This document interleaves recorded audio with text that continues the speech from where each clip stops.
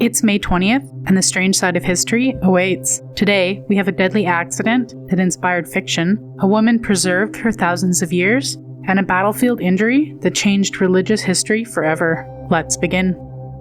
On May 20th, 1896, the audience at the Palais Gardenia in Paris settled into their seats for an evening at the opera. Above them, the grand chandelier glittered like a crown of fire. The performance was Hele. For a while, nothing seemed unusual. Music filled the halls, voices rose towards the painted ceiling. Then, at exactly 8:45 p.m., something went wrong. An electrical short circuit sparked a small fire. Hidden out of sight, the heat reached one of the steel cables connected to the massive chandelier system. Then, the cable gave way. A heavy counterweight, hundreds of kilograms of metal, tore loose and plunged through the ceiling into the seats below. The chandelier itself did not fall, but the damage was real. A woman named Madame Chahomant was killed, and several others were injured in the chaos. Years later, crimes reporter Gaston Leroux remembered the accident along with the dark legends beneath the opera house. And in The Phantom of the Opera, he transformed the real falling weights into one of fiction's most terrifying chandelier scenes. The chandelier itself never fell, but somehow the truth is almost more unsettling, and from that a legend was born.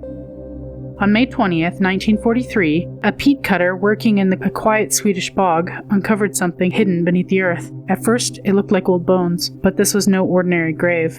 Near the village of Lutra, workers had found the remains of a young woman who'd been lying there for nearly 5,000 years. She became known as the Raspberry Girl, and the reason was discovered inside her stomach.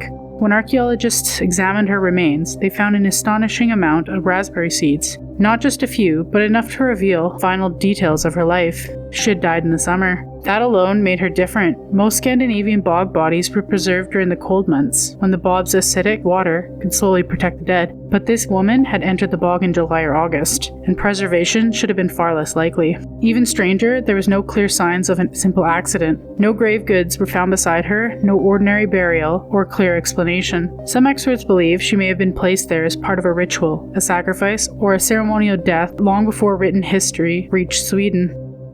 Today, her reconstructed face sits in a museum, and after 1,000 years in the dark, the Raspberry Girl silently asks the same question: who left her in the bog?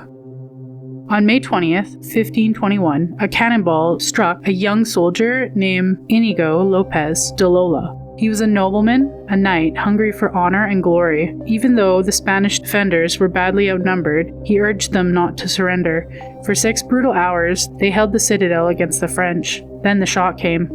The cannonball ricocheted off the stone walls and smashed through his leg, shattering it so bad that his life as a warrior was over. The French, impressed by his courage, carried him back to his family castle, but survival came at a terrible cost. He endured surgeries without anesthesia, and when the bones healed, one leg was shorter than the other, and he had a limp for the rest of his life. Trapped in bed, he asked stories of knights and romance. Instead, he was given books of Christ and the saints. And alone in those quiet rooms, something changed. The dreams of fame that once thrilled him began to feel empty. But through a life devoted to something greater filled him with peace. That would become a turning point, because he laid down his sword and became Saint Ignatius of Loyola and founded the Jesuits.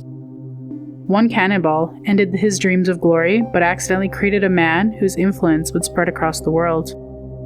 Another day, another strange bite from history. Like, comment, and subscribe. Your next eerie dose is just a day away.